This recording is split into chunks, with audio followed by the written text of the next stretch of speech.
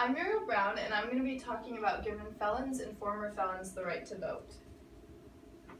Did you know that 6.1 million people are barred from voting because of felony convictions? I'm sure most of you are going to be able to vote in the 2020 election, and I'm sure you're probably excited to do so. But how would you feel if that right was taken away from you? My mom has worked with the Oakdale prison and has told me about conversations she's had with inmates about voting, and I've also done research on this topic in my government classes. Although there have been recent attempts to give felons the right to vote, there hasn't been any success so far in Iowa. Iowa is one of 2 states that still imposes permanent disenfranchisement unless a felon gets permission or approval from a governor or president for restoration of individual rights. Between 2005 and 2011, Iowa didn't permanently disenfranchise felons' rights to vote. They restored their rights. However, Governor Branstad reversed this progress. Our current governor, Kim Reynolds, wants to give the rights back to felons, saying, "I don't believe restoration should be forever stripped, and I don't believe restoration should be in the hands of a single person." Although Governor Reynolds is fighting for change, the majority of the legislature doesn't agree with her, which is making the change hard. Not allowing felons to vote is penalizing them after their punishment. In Iowa, a felon is never allowed to vote again, even after their punishment and time is served.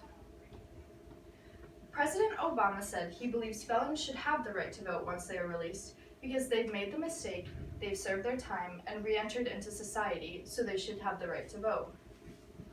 Trends in states' courts say the right to vote is a fundamental right to our nation's democracy and should be guaranteed to every citizen. Punishing felons after their punishment won't do any good. However, if we allow them to vote, it may be beneficial. Allowing felons to vote would actually be a good thing for them, the community, and the country.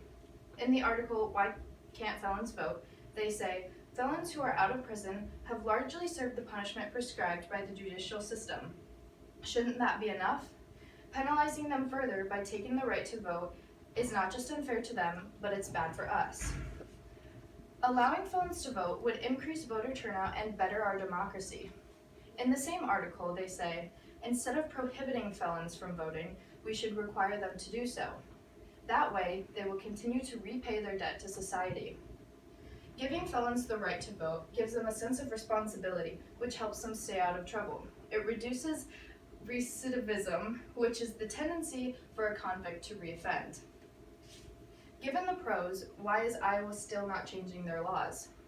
Iowa, being one of the only states left that doesn't allow felons to vote, is punishing them further after their punishment is done.